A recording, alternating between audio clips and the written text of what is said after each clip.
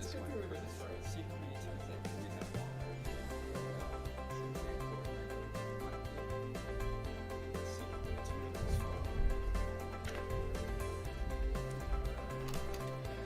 Good morning, everybody. Can you hear me okay back there? Why are you people sitting in the back? This is where it's happening, up here in the first couple rows. Come on, let's go. Hi, everybody. My name is Frank Shellock. I'm a clinical professor of radiology and the director of MRI safety at the Keck Medicine Medical Center in Los Angeles. Welcome to the 110th annual meeting of the RSNA. Who was at the first RSNA meeting? Anybody? Wow.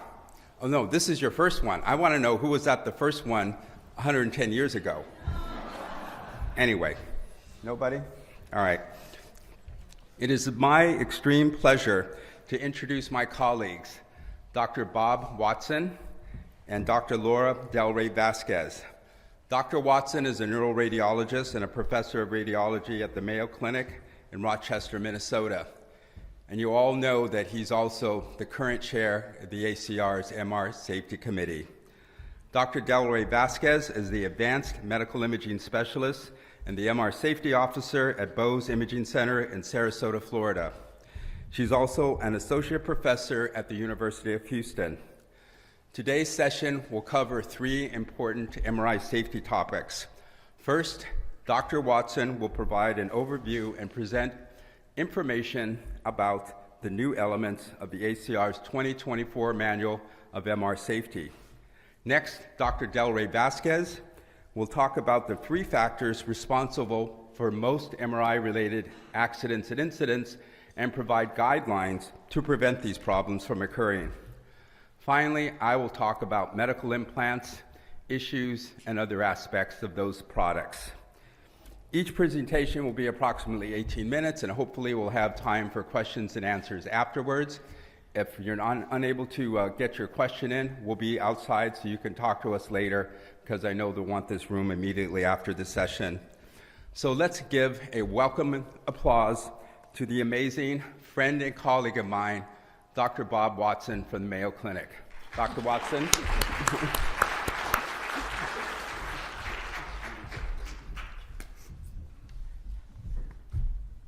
I'll try to make him proud.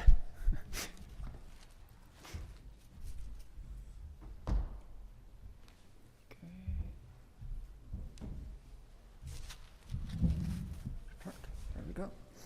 All right. Well, again, thank you very much for having me. And we will go through in this talk the new elements in the ACR manual that came out this year. And to back up, where did this all start? What's the history of things with the ACR manual? This all started back in 2001 with the tragic death of Michael Colombini in MRI.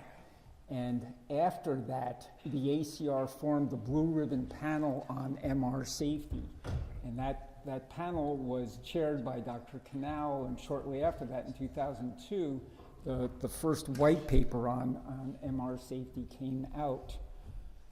The document has periodically been updated over the years, and we know very much that we're clearly standing on the shoulders of giants when we bring forth the 2024 edition of the ACR manual. And I do need to point out, I was blessed to be working with just a fabulous committee. As it turns out, we rotate leadership, and Ivan Pedroza from UT Southwestern has now assumed the chair of the committee. And I'd be incomplete if I didn't recognize Dina Hernandez from the ACR, who is the glue who holds this whole committee together. Just does a fabulous job. So what was our goal with the new manual? We expanded it a lot, but we really wanted to change it such that it becomes an educational resource, and that's interesting. Oh, back we go, okay. It quenched or something. But I thought that was your effort to stay in the 18 minutes. there you go. I'm not losing those seconds. Okay, so we want to appeal to technologists and include more references, more figures, and that kind of thing. I need to thank Dr. Shellock here for figure given to us, Dr. Canal. So we have many more figures in here. We have key points boxes to try to summarize the information, make it easy to digest. The document is split into chapters, so that facilitates being able to make revisions to the document because it's now solely online, so we can get to it. So back in spring of 2023, we sent this thing out in draft form, and we asked for, hey, MR Safety Committee or community, look at this and send us any comments you may have. Well, be careful what you wish for, because we got back 770 plus comments, which took us only a year to get through them all and make revisions to the document such that the one came out in spring of this year. So we really appreciate all the input we got. The document is now split into 16 chapters. I'm sure you can't read this from where you are, plus 5 appendices. And I do want to point out, MR safety team sitting out here, that you can provide feedback to the current document. There's a link online, and we have already been dealing with some of that feedback. So I certainly encourage you to make use of that if you see something that you feel like we should be mindful of. A preface to the document is done a little bit by ACR Legal, and it's just that the document is considered to be an educational tool. It doesn't reflect inflexible requirements of practice. It's not to establish a legal standard of care. Caution related to any litigation related to MR safety accidents, and a different approach is not necessarily below standard of care. So now let's give this the 30,000-foot view. When we look at MR safety accidents, the accidents aren't a function of generally the equipment malfunctioning. It's a problem with how we're using that equipment. There's often a breakdown in following policies and procedures, or there's holes in the Swiss cheese, and for whatever reason they align, allowing a problem to get to a Michael Colombini or a Ragesh Maru with tragic outcomes. What our job in MR safety is to plug those holes in the Swiss cheese and protect our patients. And that's what the ACR manual is trying to facilitate, beefing up everything with our policies and procedures. So, moving on to Chapter 2, the organization of MR safety management stays the same since 2016, MRMD, MRSO, MRSE. We do go forth and recommend that institutions form an MR safety committee with a broad representation of people on that committee. It helps you look at your events and design good policies for your place. And then speaking of policies and procedures, Appendix 1 is new to the manual, and it's 7 pages. It's quite extensive. And the whole idea of this is to try to blanket a whole bunch of different topics that are fodder for potential policies and procedures for your place. Okay, so this goes on for 7 pages. Here's a screenshot of just one of the pages. So you can go through and click the boxes and cross-reference whether you have policies that are in line with it. And certainly if you see gaps in ours, give us a shout of things that we may have missed in that. Moving on to Chapter 3 in the MR safety zones. We have not changed that up. This is your old friend here with the 4-zone model of MR safety, with the magnet room being zone 4. But what we do change up a little bit is that we looked at the MHRA document from the UK, and they reference the ACR zones, but they also include a couple other entities, and we incorporated those, including the MR controlled access area. So we superimpose that over, You control access to zone 3 and zone 4. The MR environment is defined as now the limits of the 9 Gauss line. The 9 Gauss line, as you know, may extend outside the confines in your particular setup, who knows, but may encroach on a zone 3, and then the projectile area is exactly what it sounds like. That's where you're at risk of anything ferromagnetic getting into that room becoming a free-flying projectile. So just a twist on the 4-zone model there to be more in line with the MHRA document. MR personnel, we still have it stratified as level 1 and level 2. Level 2 is at the top of the food chain. It's your technologists and such who have more extensive training and such. What's new in the manual is that we took a stab at including a table of key elements that are recommended for core knowledge of level 1 trained people and level 2. This is by no means complete, but it's to start getting you in that ballpark, to start thinking about things that you want to include in your training. And then, as you can see, level 2, you have more things for level 2, like thermal burn prevention and such. We do open the door to the notion of stratification. We don't have anything concrete on this, but particularly in complex environments, hybrid procedural suites and those kind of things, you may want to be thinking about splitting out your levels so that the individuals subserving individual roles, you can tailor the education for them, and then you can more clearly define a hierarchy in these complex environments. Staffing, chapter 4, hasn't changed. No technologist should be working alone, period, end, in our humble opinion. When you have one magnet in zone 3, you have a tech and at least one other MR personnel for safety purposes there. 2 magnets sharing a zone, you got 2 techs plus one other. And then when you have 3, you have 1 tech per scanner, and then you can define what's the appropriate additional person. Emergent situations, it's identical staffing. You should not have a tech all by their lonesome in an emergent setting in the middle of the night. Remote operation, oh boy, hot button issue. And the idea is with remote scanning, we don't want to in any way, shape, or form impede our safety. We have a remote operator and an on-site patient. And what we're recommending is that when you have a remote operator, that there's one-to-one correspondence of a specially trained monitoring person for that individual who's being scanned by a remote operator.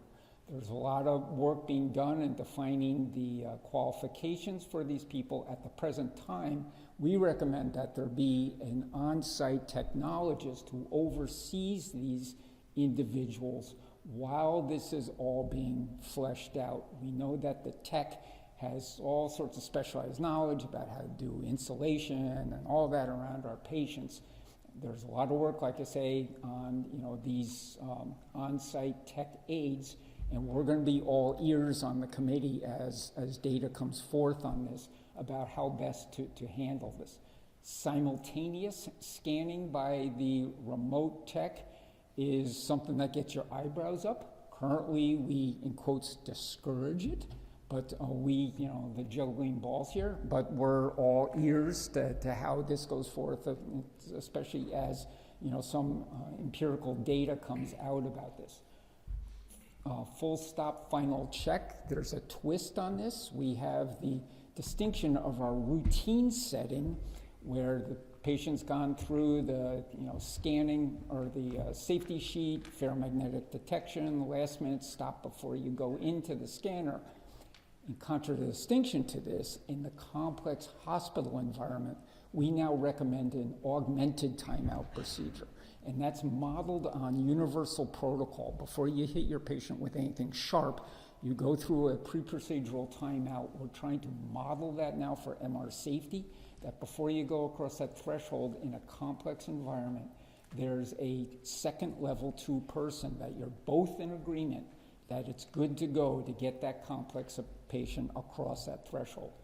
Moving on to objects and equipment in zone 3 and 4, just quickly, we reinforce the notion and the value of tethers in this setting. It's like having a safety rope if you're climbing a cliff.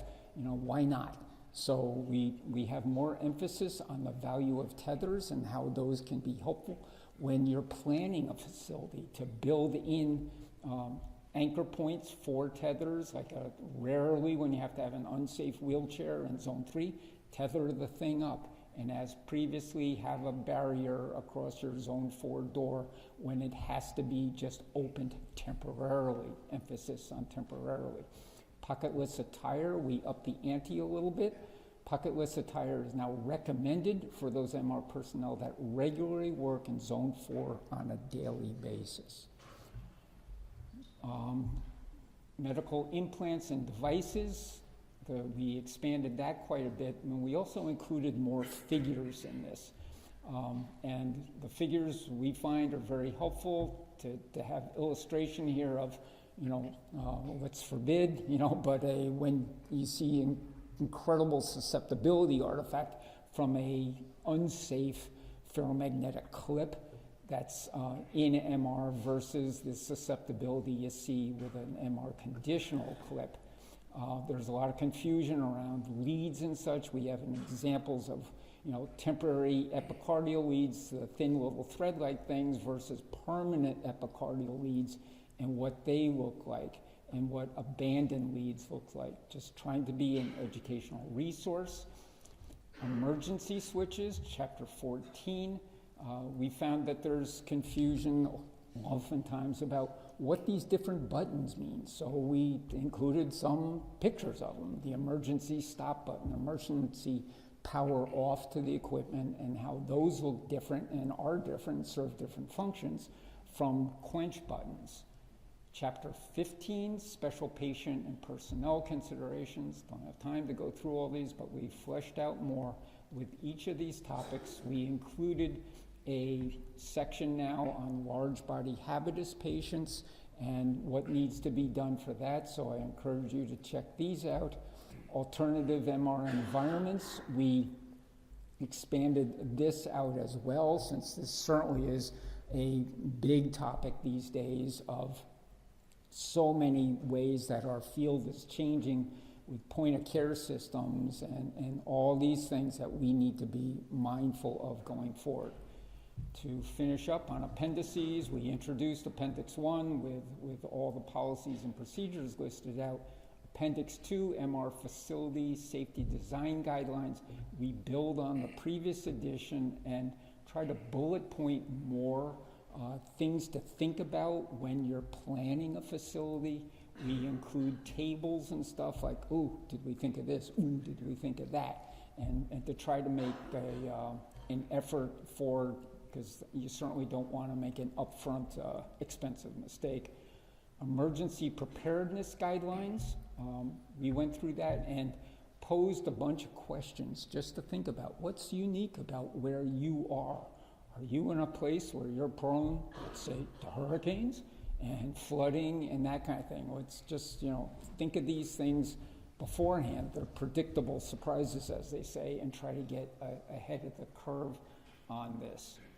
Number 4, we took a stab at what do you do when you get the patient like this with 1.5 million implants and there's a compelling clinical need to get that scan done. Where do you start? It doesn't cut it to just say, oops, sorry, we can't do it. You need to at least try to give it a stab. And so we're just starting to flesh this out, but what are the kind of things that you need to be thinking of to do something like this? Who do you need to invest in this? And because the risk benefit of this, those of us in the clinical world, there's a big risk of not reaching a diagnosis in a patient. You sure don't do a patient any favors by just saying, sorry, we can't do it because it's too hard. So, to summarize, I tried to provide a very brief overview of the 140-page plus guide in this talk. It's an online resource. It's in chapter format. We met last week and already tweaking on things on it. And like I say, it facilitates timely modifications and updates. We welcome your feedback to the MR Safety Committee on this, because no kidding around, I think you're showing it by being in this room. We are literally all on the same team when it comes to MR safety, so go team. And with that, I will quit, and thank you for your attention.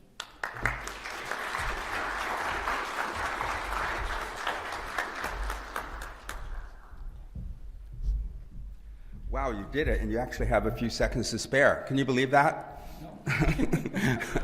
Amazing. Wasn't that a wonderful presentation? I urge you to take a look at that document, and it is a living, breathing document. I love the fact that it's in that chapter format and makes it so much easier to understand and to implement. And please, if you have additional information or have some comments about the document, send them on over to the American College of Radiology. So our next speaker is the dynamic and vivacious Dr. Delray Vasquez. Please welcome her to the podium. Dr. Vasquez. Thank you, Dr. Shalak.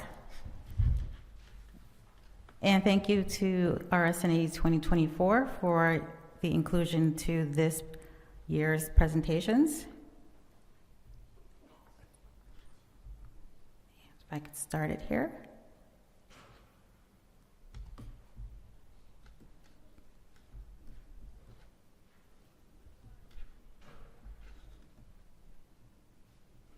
And I've just killed like a minute.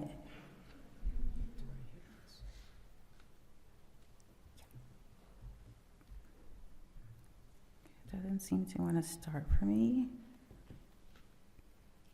Okay, it did start, nothing to disclose. Thank you. There we go. All right. Again, thank you for joining us this morning and attending our presentation. I'm going to go ahead and get started on how to prevent 3 factors responsible for the most related MRI issues.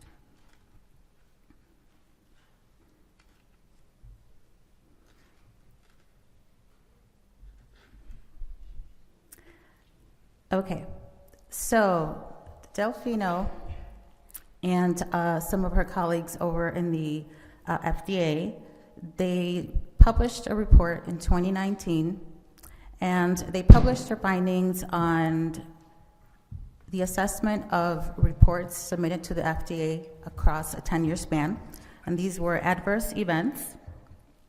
And what they found was that the trends or the most common issues or events were projectile missile events at 9%, thermal events at 59%, and acoustic-related events at 6%. So they concluded that increased awareness of the types of adverse events occurring for MR imaging systems is the most important part for prevention. And ladies and gentlemen, that is why we are here today.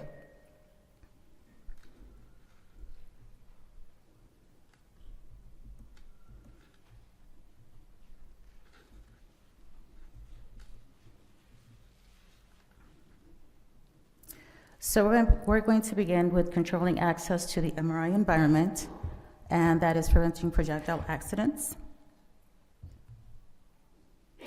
So the most important thing to note in MRI is that with the use of MR systems that are superconducting magnets, it's important to know that these systems are on all the time. They are always on, 24/7, 365 days a year. And that is the important thing that a lot of our non-MRI professionals don't realize, that these magnets, these scanners are always on. They assume that if it's not making any noise, it's not on, right? We hear that a lot from our patients. So here are examples of projectile accidents, and these are inclusive of the equipment that we use in our daily operations, right? It spans from crash carts to patient monitoring devices to wheelchairs, carts, and extends to off-the-charts stuff like the floor buffers. We've seen a couple of examples of, unfortunately, ancillary departments taking in equipment that is not MRI safe. So these are just numerous examples of why we are here giving this lecture today. And most recent, this was a projectile accident that happened in 2023. And this was Kaiser Permanente, who was fined a couple of thousands of dollars after an MRI accident. A nurse was severely injured when a metal bed she was pulling was suddenly pulled into the MRI scanner board. And the nurse was pulled across the room and crushed between the bed and the scanner, suffering significant injuries to her pelvis, right leg, and abdomen, requiring many days of hospitalization. This is an incident involving a MR system resulting in a doctor suffering crushing injury when an oxygen tank was mistakenly brought into the MRI room by hospital staff. The magnet pulled the tank, pinning the doctor's leg against the machine. This MRI unit in this specific case had to be quenched, and the doctor required multiple surgeries. And here are just more examples of not just projectile accidents, but also fatalities. And sadly, what is the reason why we recognize MRI Safety Day, or MRI Safety Week in July, is due to the unfortunate event that happened to Michael Colombini in 2001. The 6-year-old boy was killed after during his MRI, after an oxygen canister was accidentally brought into the room, attracted or pulled into the bore of the scanner, and crushed his head.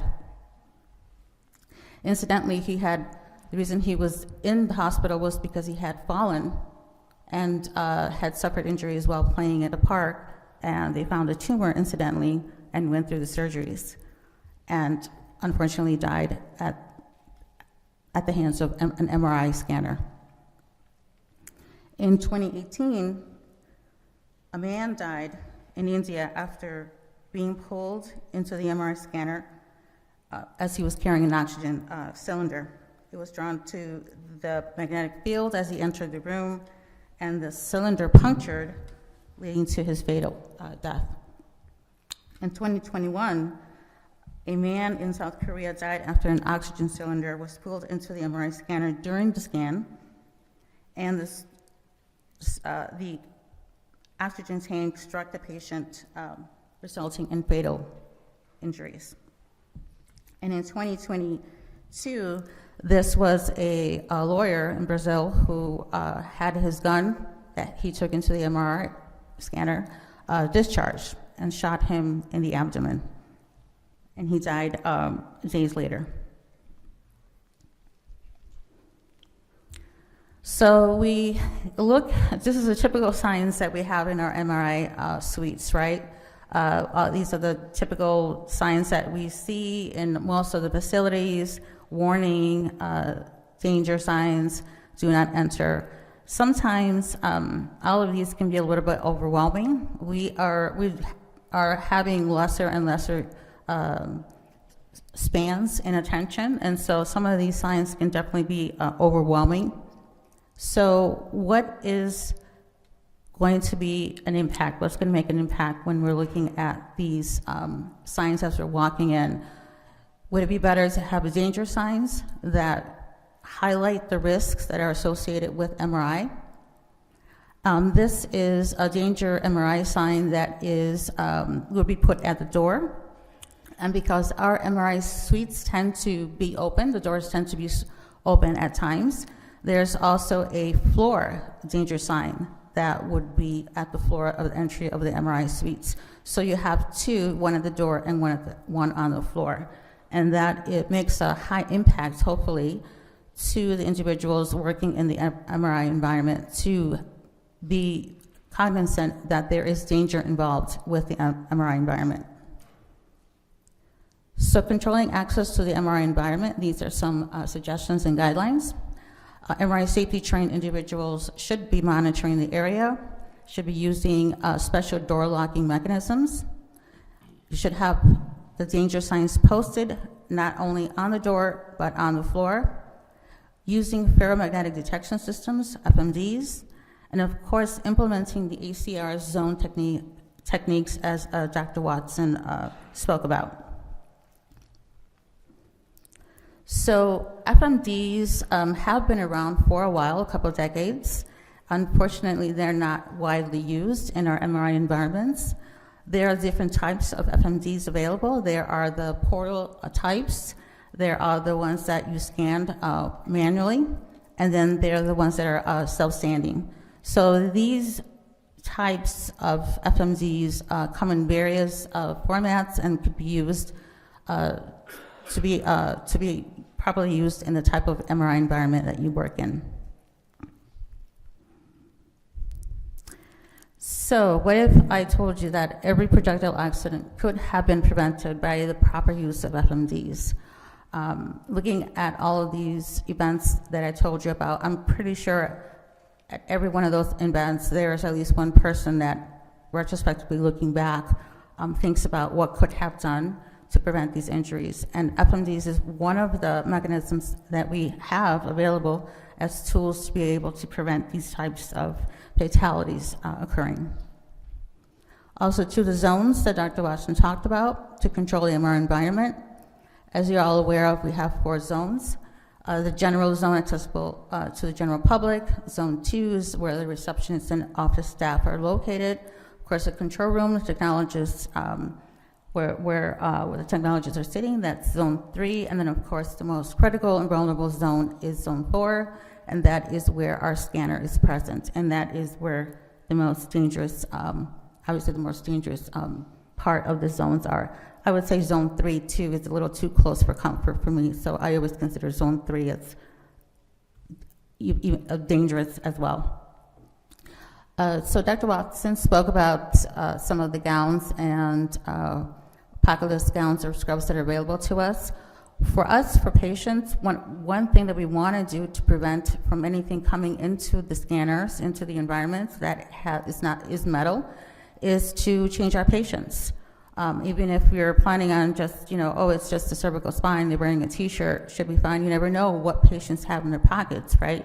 We found knives, weapons, backup weapons that, they put in their socks.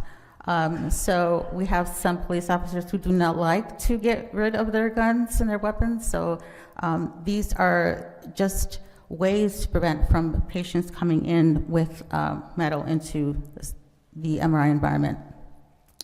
So preventing projectile accidents, implementing safety policies and procedures, as Dr. Watson alerted us to, participating in annual MRI safety training, being aware that the magnet is always on, controlling access to the environment, and prohibiting the ferromagnetic objects from entering the MRI system room. And also, patients and study subjects should wear MRI safety gowns or scrubs. And of course, all individuals requiring screening prior to entry to the MRI system. Okay, moving on to managing issues related to acoustic noise. As we know, the MRI environment is very loud, and that is because of the it's generated by the time-varying gradient and magnetic fields. These magnetic field is a strong field, but it has to be manipulated, and that's what the gradients do. And in the process, the noise results from the vibration of the gradient coils hitting their mountings. And as we know, as for scanning, as for the technologists, we know that certain sequences give greater noise, EPI sequences. Those also result in higher noise for our patients. So for acoustic noise, just to give us a sense of what this means and how it relates to MRI, we know that whispering is at 30 decibels. Decibels is the scale that we use to measure the noise. Some of us can whisper at much higher decibels. A helicopter is at 100 decibels. A jet engine is 130 decibels, and we know in MRI that these noises can be greater than 130 decibels. And that is why hearing protection is a must for all our patients. And there are criteria in place for the hearing protection that we use. According to the FDA and IEC guidelines, we have hearing protection has to be used within the MRI environment, especially if it's exceeding, well, because it's exceeding 99 decibels. That's the criteria, that's the threshold. Hearing protection is characterized by noise reduction rating, and this NRR number is which measures the effectiveness of hearing protection devices used in the MRI environment. So we have to ensure that we are properly protecting our patients from this noise. We have foam earplugs that have an NRR rating of greater than 20. We have those that are 33 and 29 decibels. That's how much they're reducing. So keep in mind that you have to have these type of earplugs that meet this criteria. And if you don't, there's always extra protection that you can use. At our facility, we like to give the patients earplugs and also give them the headphone sets. Whether they want to hear music or not, we give them that added protection to make sure that they are safe.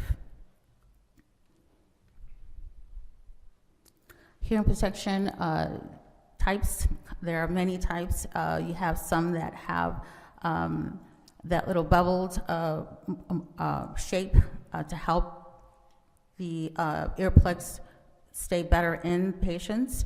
What we usually do is we have to give them clear instructions.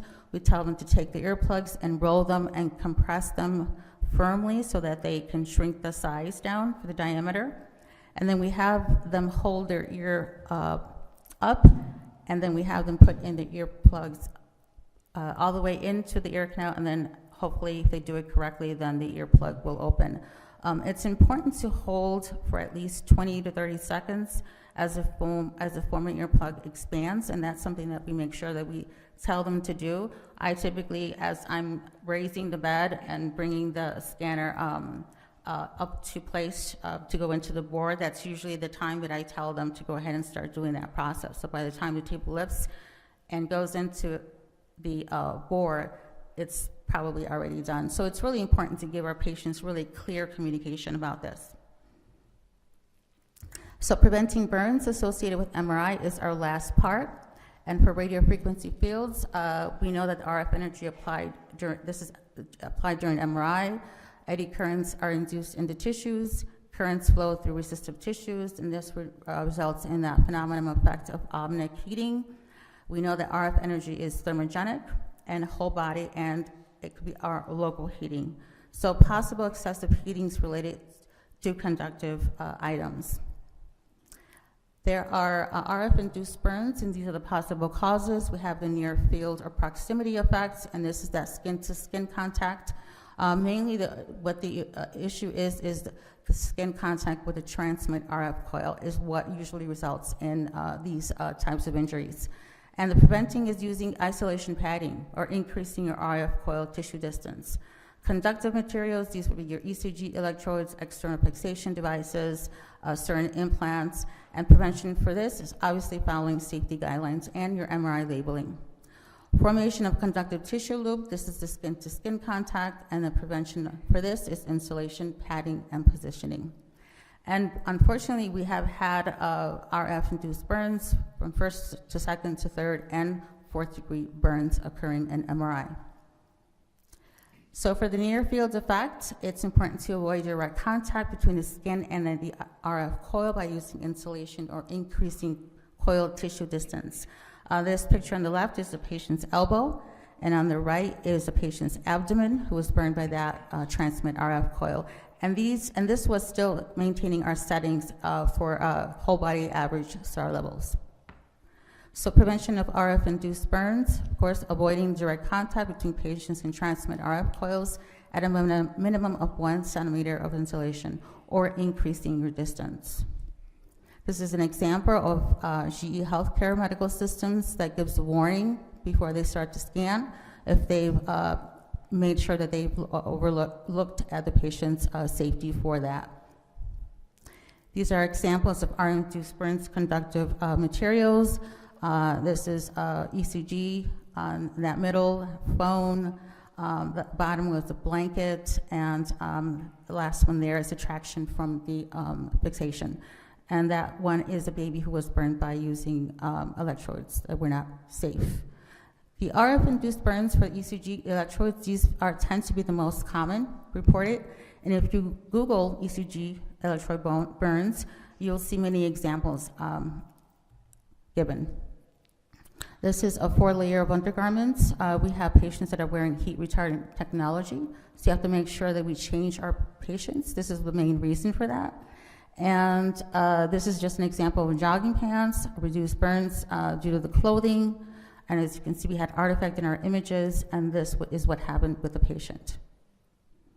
So it's important to use MRI safety gowns, but also make sure that you're not using any that are bedazzled. This was an example of a gown that was bedazzled with at the top, so the patient suffered burns. Another example from RF-induced burn, this is due to transducer. Make sure you are using MR conditional and you're not letting these in your environment. Another example of our MR unsafe pulse oximeter. More examples here of pulse oximeters, and unfortunately, this baby ended up losing his finger. And this is an example from a cervical fixation system. And also, too, this is a patient that was burned at 1.5 MRI of the pelvis, experienced burns. She didn't complain, but she did suffer second-degree burns at the contact points. This is the importance of padding. So we have guidelines to prevent RF-induced burns. About here at the, this is an example from the ISMRT, and also too, we have plenty of information and tools like welcome to MRIsafety.com. So that is it for me, and I went over my time. I'm in trouble.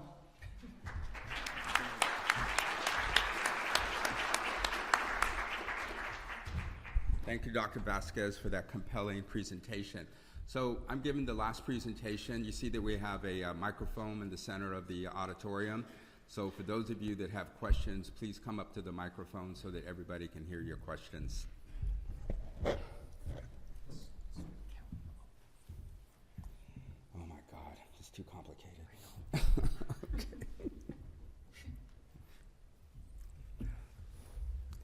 So my presentation is entitled MRI-Related Issues, Labeling Terminology and Information for Implants.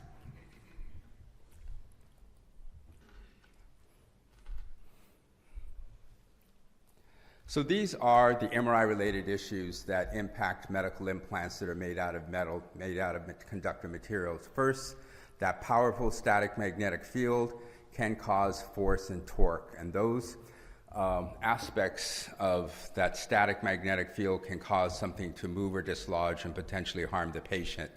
Next, you have RF-induced heating. And heating really only happens for certain implants that have a particular type of length or possibly a loop that's a substantial loop, something relatively large, not these small loops. And I'll talk about loops and RF-induced heating possibilities for those when I present information later in my lecture. The time-varying gradient magnetic fields in the RF fields can induce currents. Those things usually occur in implants that have leads associated with it, where you can also have unintentional stimulation caused by the gradients in the RF fields. And there's a phenomenon referred to as gradient-induced vibration. And that vibration can be so rapid for these, what we sometimes call bulky implants or relatively large implants, where an implant perceives that rapid vibration as a heating sensation when in fact that's gradient-induced vibration. And finally, all the three electromagnetic fields combined together can impact an implant that has operational or functional components, causing disruption either temporarily or permanently. And the combined fields, of course, will produce imaging artifacts depending on the magnetic susceptibility value of the material. Those artifacts, in their most subtle aspects, look like a signal loss or a signal void. With the higher magnetic susceptibility materials, you'll have distortion or warping of the MR image. Now, going back to the earliest days of MRI, the 1980s, we were using terms MRI safe and MRI compatible. Unfortunately, those terms, as they were intended, were never applied properly, and that includes even by folks at the Food and Drug Administration. So we decided some years ago, let's just talk about the early 2000s, the American Society of Testing Materials International, realizing that there were now more high-field systems and low-field systems. That's about when the 3 Tesla systems became popular, and more low-field systems were being used in the clinical setting. We needed to have better terminology. This terminology was devised by the ASTM International and was adopted by the Food and Drug Administration in 2005. And these are the terms: MR safe, MR conditional, and MR unsafe. MR safe is essentially an item that is non-metallic and non-conducting, and a perfect example is a Foley catheter that has plastic fittings. MR unsafe is an item that poses a hazard or risk in all MRI settings, and that hazard and risk can impact a patient, another individual, or an MR healthcare worker. Unsafe in all MRI settings, and an example of that would be a pair of scissors made of ferromagnetic materials. So the vast majority of medical implants that have metal associated with them have this MR conditional labeling applied to them as long as they've been tested and that information has been approved by the Food and Drug Administration or other regulatory body. And this is where it gets somewhat complex and challenging, because depending on the type of implant, you'll have some basic information with regard to the static magnetic field and the RF field, or it can be more involved where you have information for the time-varying gradients, duration of scanning, and other information that is presented in the labeling. And I'll show you various examples in my presentation. So moving on to information for implants and devices, medical products are categorized in 2 main aspects. So they're either passive or active. A passive implant is an implant that has no power supply, electrical components, or any source of energy associated with it. So examples are vascular clips, heart valve prostheses, orthopedic implants, programmable CSF shunt valves, and other similar items. Whereas the active implants do have a power source of electrical energy associated with them. And those are the items that are the most challenging to deal with when you have a patient referred for an MRI exam. Cardiac pacemakers, implantable cardioverter defibrillators, neuromodulation systems, and other similar medical products. So it's challenging to talk about implants and devices in only 18 minutes, but let's give it a try.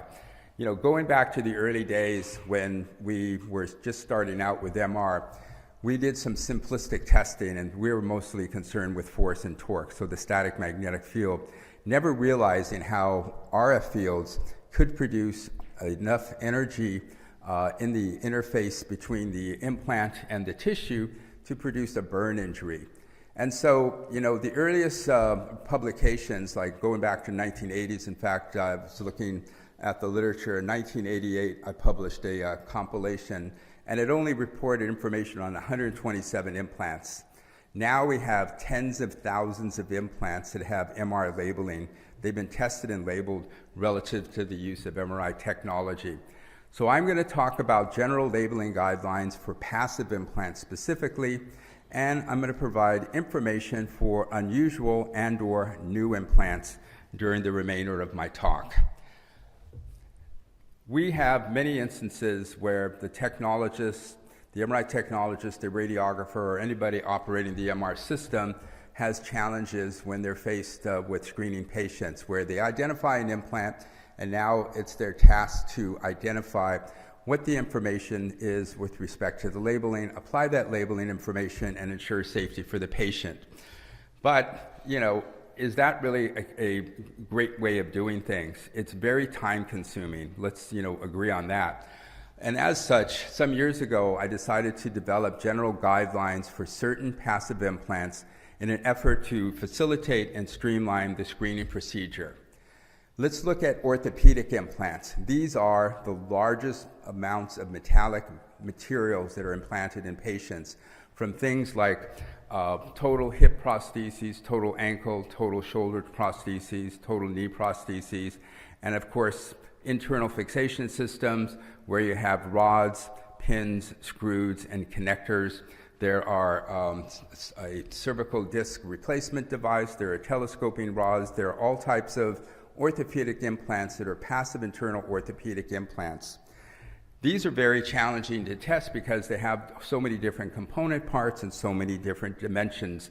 And as such, what you'll sometimes see from orthopedic device manufacturers is they put this boilerplate information in the labeling where this is a perfect example, has not been evaluated. And then they'll put this ominous information in the labeling. It'll say, for example, the safety of the classic knee system in the MR environment is unknown. Scanning a patient who has this device may result in patient injury. So that seems pretty serious, but in fact, is it really? This is what they're trying to do to basically, when the lawyers get involved with the labeling, let's try to absolve ourselves of any liability. Be aware that it says it's not been evaluated. That does not mean that it's unsafe. So that's an important thing to realize. But let's look at some orthopedic implants. This is the DePuy Actis hip prostheses. This is relatively new labeling. You may not have seen this format because it's been something that's been implemented with the new documents from the American Society for Testing Materials International and the Food and Drug Administration. That's a lot of information. I've only seen that much information for certain active implants where they break out content with regard to 1.5 versus 3T, and this is information that's the result of the testing that was done and the labeling that was presented to a regulatory body that was subsequently approved. That's a lot of information to follow, and these things are really not that complicated to the extent where I developed guidelines for all passive internal orthopedic implants, including that one. So instead of following all that information, MRI facilities, with the approval of their supervising physician, which is usually a radiologist that's knowledgeable in all the aspects of MRI safety relative to medical implants, can adopt these guidelines to facilitate and streamline their screening procedures. And so this is what it says. Patients with all passive internal orthopedic implants can be scanned using the following parameters: 3 Tesla or less. That means 3 Tesla all the way down to the 0.064 Tesla hyperfine portable system, and all the way up to 3 Tesla. And also, you don't have to be worried about the direction of the static magnetic field. This includes vertical bore scanners, the 1.2 Tesla vertical bore scanner from Fujifilm, the Oasis. There's no restriction on the value of the spatial gradient magnetic field. That's another thing. I mean, how many of you are MRI technologists or radiographers in here looking at, opening up your field maps? How much fun is that? So fun. Don't do that anymore. You don't have to do that. I could explain this further, but I'll show you a peer-reviewed document in the literature that you can follow that explains why the spatial gradient magnetic field is not even important for passive internal implants. Orthopedic implants located inside the transmitted RF, scan in the normal operating mode, 2 watts per kilogram whole body average. If it's outside the transmitted RF, there's no restriction in RF energy. 15-minute max per pulse sequence, multiple sequences are allowed. Isn't this easier than following all that information that I showed you before? So with the approval of your supervising physician, you can streamline your screening procedures. And of course, the information does not apply to things that are not in the realm of the passive internal orthopedic implant. Fixation systems that are external, like the ones that are used for bone or for limb lengthening or for compound fractures, cervical fixation systems, magnetically programmable devices like the MAGEC system, prosthetic limbs, and prostheses with microprocessors, those are excluded. This information, these general guidelines have also been developed for coronary artery stents, every one that exists. There's no particular date, every one that's ever been developed for a patient and used commercially, vascular access ports, heart valve prostheses and annuloplasty rings, and embolization coils used for cerebral aneurysms and AV malformations. These documents, these general guidelines, are on my website, mrisafety.com, and they're also on the MRI Safety Link part of the International Society for Magnetic Resonance Imaging, the ismrm.org website. So I urge you, if you really want to streamline your screening process, please adopt those guidelines. And if you think of other classes of implants that I could possibly develop more general guidelines for, please send me an email and I'll get to work on those, because I've got plenty of time to help you folks, believe me. Let's look at some other types of implants, sticking with the passive implants.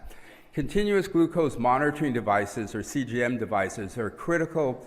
They're implant on plant, because part of it is outside the patient, and then there's a tiny sensor that's implanted that's part of that device. And these are combined with external infusion pumps that are used for insulin. So be aware that all of those insulin pumps must be removed from the patient prior to allowing them into the MR system room. But these devices, the Dexcom platform and the Guardian Connect from Medtronic, those are MR unsafe. There is an MR conditional one. This has a different strategy where you have an implanted sensor. There's an external part that must be removed from the patient prior to the MRI exam, and then it can be replaced. There's labeling for 1.5 and 3 Tesla. This is the Eversense 365 CGM system. The labeling also states that that internal sensor, that implanted sensor, cannot be in the area of the transmitted RF. There's also a new CGM device. This one is probably the most popular. It's the Freestyle platform, the Libre 2 and the Libre 3 series from Abbott. Continuous glucose monitoring sensors, they just got MR conditional labeling, which is a game changer for patients that need these, because now they don't have to remove them and replace them prior to the MRI exam. You'll see specific information for 1.5 versus 3 Tesla. I'm trying to figure out why they have a different scan duration for 3 Tesla, because normally when that happens, there's some element of greater heating at 3 Tesla, but I don't understand why that might be the case, and I'm trying to engage the product manager to figure that out. And if I find that out, I'll put that information on my website. But suffice to say, a very important CGM sensor. They're in widespread use. There is no labeling if you're an MR healthcare worker and wears one of these. But I know that one of the companies is working on labeling for those CGM devices as well. So information that's relatively new for a passive implant. Another device that's kind of interesting, this is the Codman microsensor implantable, or it's an implantable, what am I trying to say? Yes, okay, read the stupid side. It's for monitoring the intracranial pressure, ICP. You know, I am on a different time zone than you folks, but I can only use that complaint for another couple of days.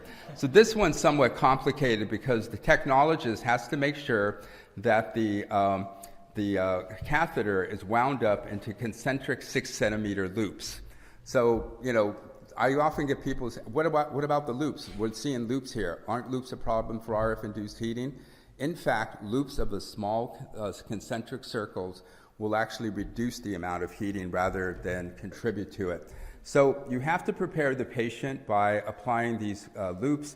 There's a gauze pad that needs to be taped onto the patient's skull. You know, put that on there, and then the labeling actually states that you can't use the transmit-receive head coil on a patient with this intracranial pressure monitoring transducer. So very complicated for a device that's really important for patients when you're monitoring their intracranial pressure. There's a new device that just came out commercially, and it has MR conditional labeling. This is the MCO, telemetric ICP sensor. So it's a relatively compact device, and it can actually be combined with a shunt system, and you can non-invasively determine with telemetric technique the intracranial pressure for the patient, and it's labeled 3 Tesla or less. Very important. There are a lot of ingestible devices, including the PillCam, the MiroCam, capsule endoscope, and CapsuCam. Those are devices that are used in the GI tract. There's also the Bravo pH capsule that measures the pH in the gastrointestinal tract. There's an interesting device called the Vibrant Capsule, which is actually a vibrating capsule that's used to treat patients with chronic idiopathic constipation. Every one of these is labeled MR unsafe. Unfortunately, these are used on a temporary basis, and once they're passed from the patient, you don't have to worry about it because obviously there's nothing there and it's safe to scan them at 3 Tesla or whatever field strength you're using. There are a lot of different magnetically activated implants, including programmable CSF shunt valves, tissue expanders, prosthetic implants, dentures, and orthopedic implants. Some of them are okay for patients, and some of them could very well be a problem. For example, this one. This is a magnetically retained eye prosthesis where the technologist did a great job. He actually removed the outer part from the patient, but there was a magnetic keeper, and that came through and caused an injury to a patient.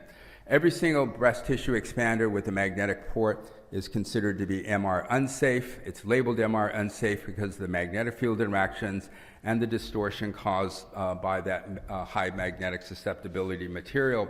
But there's a body of literature that states that you can safely scan patients with those devices as long as you follow a specific strategy, and that includes making sure that the device is stabilized in the patient using a compression wrap or a rib belt, and that information is published in the peer-reviewed literature.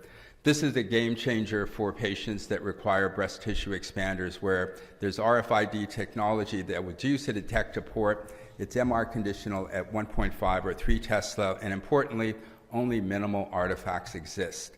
Moving on to active implants, I'm going to talk specifically about neuromodulation systems because this is the fastest growing segment of the medical device industry. There's 2 strategies where you either have an implanted pulse generator with the battery and leads and electrodes, so issues related to all those implanted parts. And the second strategy is you have externalized pulse generator and battery, and you only have implanted leads and the electrodes. Fewer issues because you have minimal possibilities for lead heating, and unintended stimulation is very rare. With respect to cochlear implants, either the magnet can be removed or it can remain in place. The external part always has to be removed. If the magnet is removed, this is something that requires the patient to go through a surgery prior to MRI exam to remove the magnet and then replace it afterwards.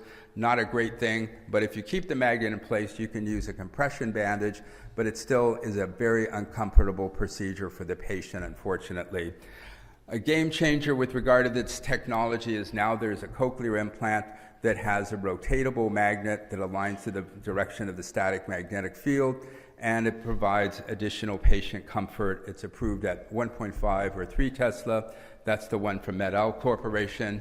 And there's a one from Advanced Bionics, which also has multiple rotatable magnets that align to the static magnetic field. So improved patient comfort aspects for those new cochlear implants. Looking now at deep brain stimulation systems.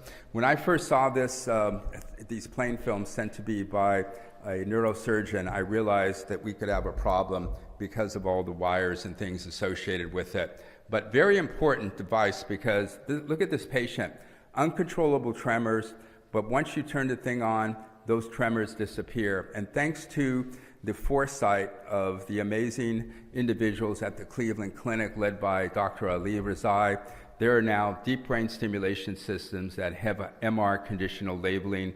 This is the earliest version and a later version that now has labeling at both 1.5 and 3T.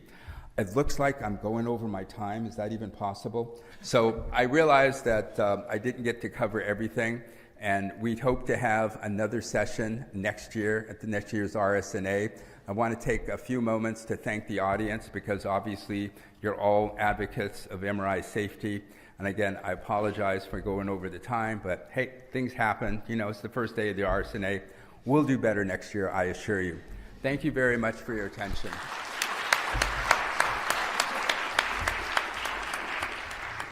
So we'll be available outside because I'm sure they want to use the room for the next lecture. Thank you. Oh well. It happens. No, it's so many things I can talk with you. And then I took 2 minutes. You went over. I went over 2 minutes. That's fine. It's all good. And if we're going to be available after our meeting, Yeah, that's right. They can always get hold of us. And here they are. Hi. Hi, how are you? Good to see you.